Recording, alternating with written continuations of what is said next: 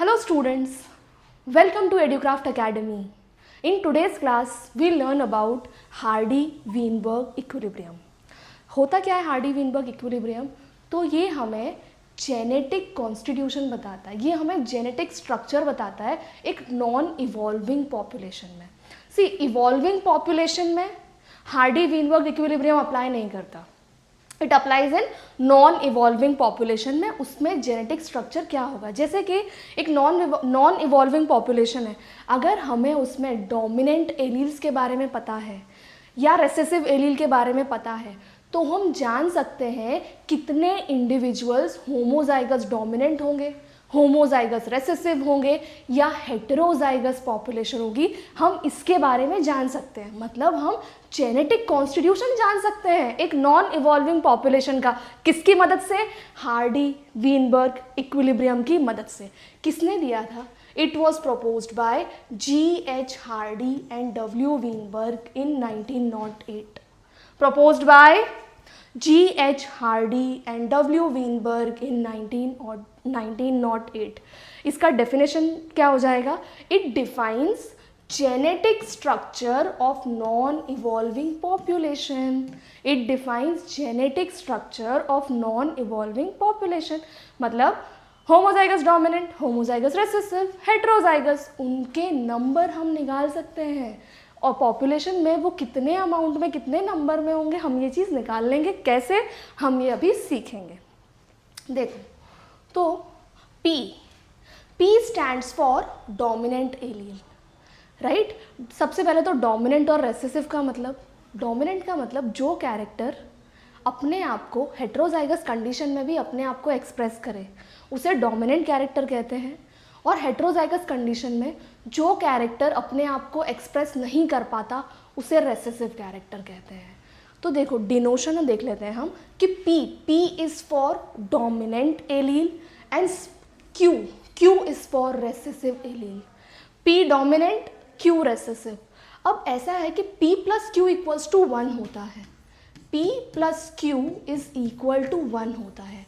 For example सोच लेते हैं कि अगर डोमिनेंट एलील एक पॉपुलेशन में फ्रीक्वेंसी ऑफ डोमिनेंट एलील 0.7 है, frequency of dominant allele suppose कर लेते हैं कि हम 0.7 है, आपको दे दी जाए फ्रीक्वेंसी ऑफ डोमिनेंट एलील, तो क्या आप फ्रीक्वेंसी ऑफ रेसेसिव एलील निकाल लेंगे?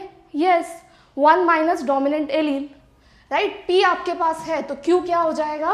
1 minus 0.7, it will come out to 0.3, right. तो अगर आपके पास डोमिनेंट एलील है या रेसेसिव एलील, कोई भी एक चीज़ है, आप दूसरी चीज़ निकाल लेंगे. क्लियर? अब देखो P square stands for homozygous dominant individual.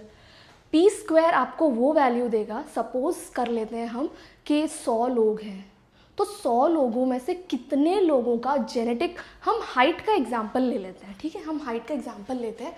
Height में क्या क्या पॉसिबिलिटी है? तो या तो कैपिटल T होगा, या कैपिटल T स्मॉल t होगा, या फिर स्मॉल t होगा. तो ये आप जानते हैं कि capital T is homozygous dominant individual, small t is homozygous recessive individual, capital T small t is heterozygous dominant individual. ये आप जानते हैं ना. तो P स्क्वायर क्या हो जाएगा? होमोजाइगस डोमिनेंट इंडिविजुअल, मतलब ये कैपिटल T P स्क्वायर, क्योंकि P डोमिनेंट एलील है, T डोमिनेंट एलील है. Q square will be homozygous recessive individual, मतलब स्मॉल t. टॉल जो रेसेसिव कैरेक्टर होगा वो हो जाएगा Q square, homozygous recessive individuals. 2PQ क्या होगा? ये कैपिटल T स्मॉल t, इसकी जो वैल्यू होगी वो होगी heterozygous dominant individuals will be 2PQ. हमें ये 5 बातें समझनी है, राइट. अब हम आगे देखते हैं. तो ऐसा है कि एक पॉपुलेशन में, नॉन इवॉल्विंग पॉपुलेशन में P प्लस Q की वैल्यू 1 होती है. आप दोनों तरफ स्क्वायर कर दें. अगर हम दोनों तरफ स्क्वायर कर देंगे तो क्या हो जाएगा? हम A plus B whole square का फॉर्मूला जानते हैं, राइट. A plus B whole square का फॉर्मूला क्या होता है? A square plus 2AB plus B square, right. You know this. A square plus 2ab plus B square, तो हमने यहाँ पर स्क्वायर किया तो क्या हो जाएगा P square plus 2pq plus Q square, और 1 का स्क्वायर 1 होगा, राइट। अब पी स्क्वायर हमें किस चीज़ की वैल्यू देगा, होमोजाइगस डोमिनेंट इंडिविजुअल्स। 2pq किसकी वैल्यू देगा, heterozygous dominant individuals. Q square किसकी वैल्यू देगा, होमोजाइगस रिसेसिव इंडिविजुअल्स। क्लियर बात। अब देखो इस पर कुछ न्यूमेरिकल्स आते हैं, हम न्यूमेरिकल्स करके सीखते हैं, ठीक है। देखो in a random mating population of 1 lakh individuals, total number of individuals 1 lakh individuals, frequency of recessive allele is 0.4, how many individuals will have homozygous genotype। ये क्वेश्चन हमें सॉल्व करना है, ठीक है। देखो total number of individuals 1 lakh, तो हम लिख लेते हैं total number of individuals is 1 lakh, right। frequency of recessive allele is 0.4, recessive allele का डिनोशन Q, तो Q की वैल्यू 0.4। पूछा क्या है, how many individuals will have homozygous genotype. थोड़ा सोचते हैं, होमोजाइगस पूछा है।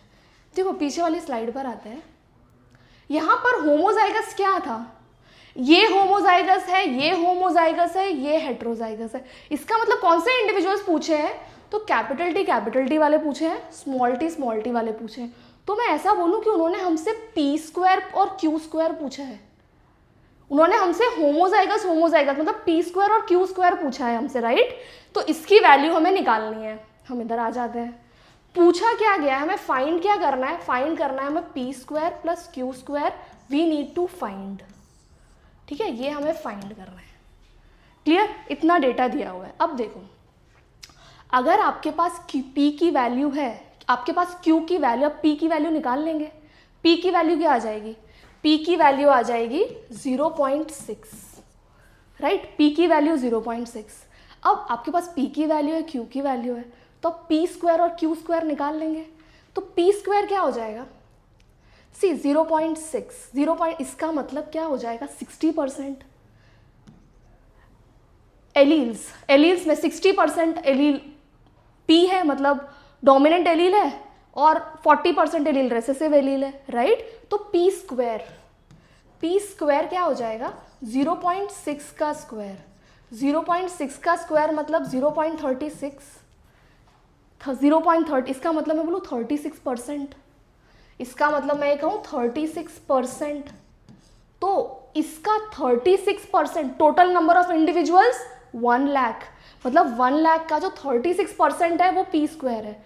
तो 1 लाख का 36% कितना हो जाएगा, 36% ऑफ 1 लाख विल बी 36,000। तो पी स्क्वायर की वैल्यू आ जाएगी 36,000, ठीक है।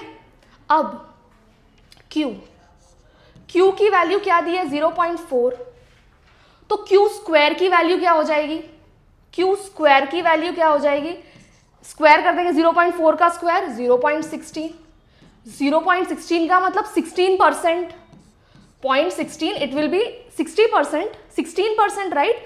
तो 16% of 1 lakh, 16% of 1 lakh will be 16,000, 16% of 1 lakh will be 16,000।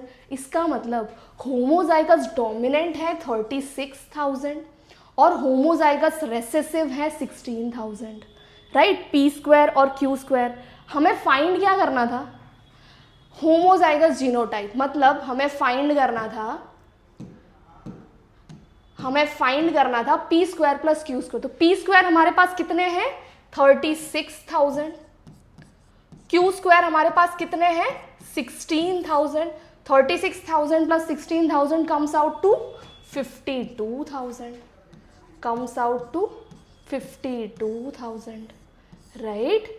तो होमोजाइगस जीनोटाइप कितने हो गए 52,000, क्लियर ना।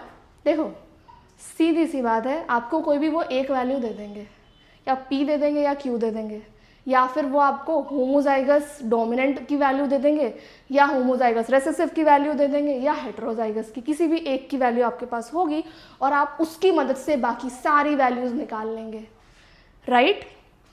हम नेक्स्ट क्वेश्चन देखते हैं।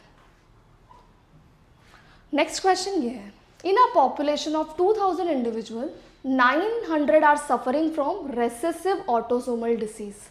रेसेसिव ऑटोसोमल डिसीज मतलब क्यू स्क्वायर।